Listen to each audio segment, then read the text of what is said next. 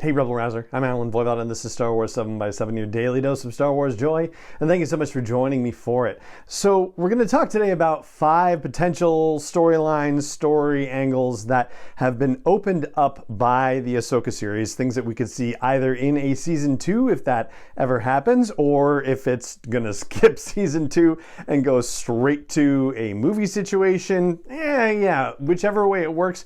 These are the things that they've basically set up for us. For a start, they have set up the possibility of an uneasy alliances situation. So when Thrawn sacrificed Morgan Elspeth in order to get off of Peridea safely and back to the galaxy far, far away, the Great Mothers were not exactly thrilled at the way he handled that situation. You can kind of tell. And so the seeds have been sown for the Great Mothers to do what they do best, which is create all sorts of dark magic havoc and potentially raise a bunch of Night Sisters and Night Brothers and other Dathomirian zombies from the dead and create their own army to run amok across the galaxy. And there's no way that Thrawn, with his folks in the Chimera, could stand up to that, and who knows about the rest of the Imperial Remnant, whether they're going to be enough either.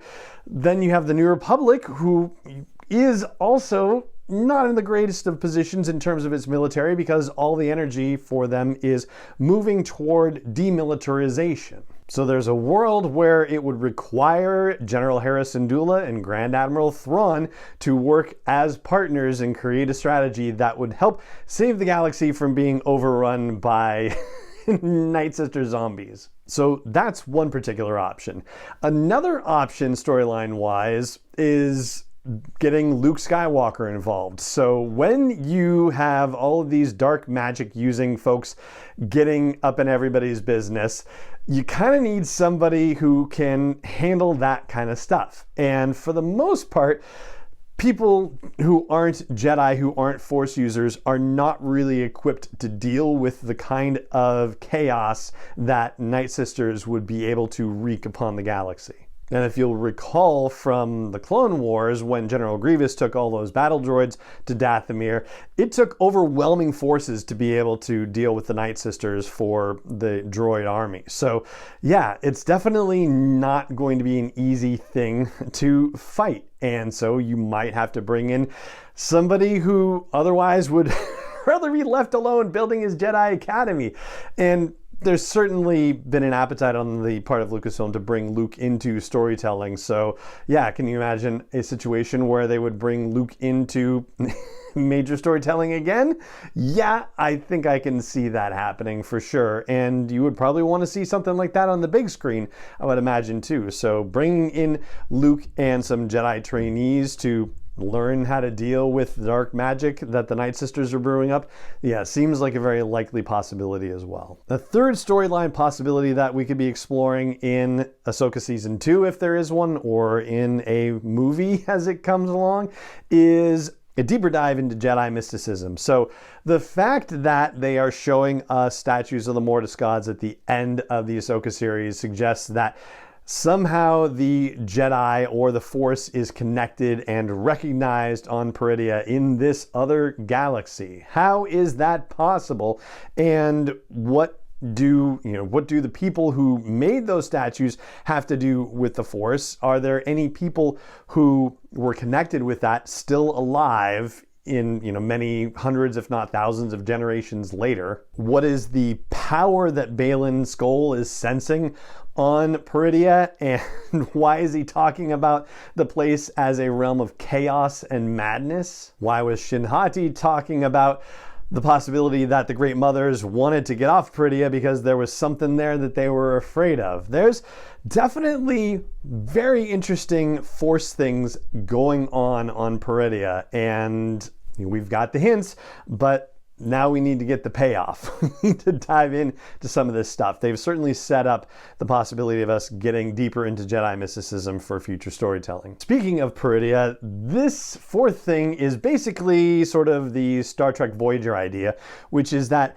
we have a whole new galaxy to explore. We have no idea whether Ahsoka intends to stay on Peridea, or at least, stay in that galaxy, or she's going to be actively trying to find a way out. She tells Sabine that, hey, we're right where we're supposed to be, but that's kind of maddening. Like, really? Is that where they're supposed to be? So what does this mean? It gives us the opportunity for one direction to bring this in, that Ahsoka and Sabine and Huyang and Ezra, or not Ezra, I'm sorry, Ezra made it back to the galaxy far, far away. Ahsoka and Sabine and Huyang could just get on their Jedi shuttle and start exploring around the galaxy. It's basically like Voyager getting tossed off into the Delta Quadrant and then getting to do some really crazy, strange discoveries and episodes and really push the boundaries of what that storytelling was like. We kind of have that opportunity now based on the fact that Ahsoka and company are stranded in this entirely new galaxy that gives us a whole other realm of situations and possibilities to explore. And the last storyline possibility I'll mention is one that seems entirely unlikely, but they've basically set up the parameters for it, is how Sabine Wren now seems to be only the second Mandalorian that we know about with Force powers. And at one point she had the Darksaber, yes, she gave it to Bo-Katan, but the previous person who had Force powers on Mandalore, who was Mandalorian and who was part of the Jedi Order, Tar Vizsla, eventually became the leader of Mandalore. I don't think Sabine particularly wants to be on the throne of Mandalore. I think the only scenario where she might consider another situation like that is if Bo-Katan somehow did not want to destroy what's left of the Empire, all the Imperial remnants. And I think Bo-Katan would be perfectly happy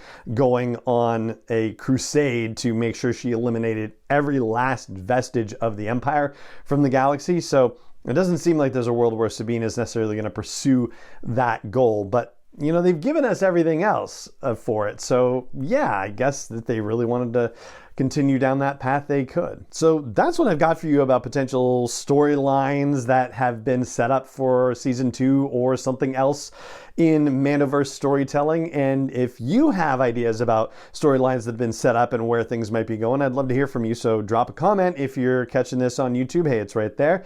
And if you're catching an audio version, then the blog post for this show's episode is at sw7x7.com.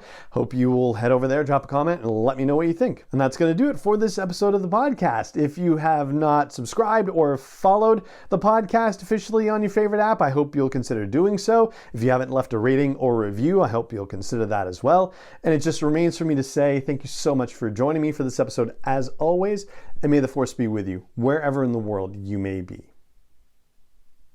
Star Wars 7x7 is not endorsed or sponsored yet by Lucasfilm Limited, Disney, or 20th Century Fox, and is intended for entertainment and information purposes only. Star Wars, the Star Wars logo, all names and pictures of Star Wars characters, vehicles, and any other Star Wars related items are registered trademarks and/or copyrights of Lucasfilm Limited, or their respective trademark and copyright holders. May the Force be with them. All original content is copyrighted by Star Wars 7x7. We hope you love it.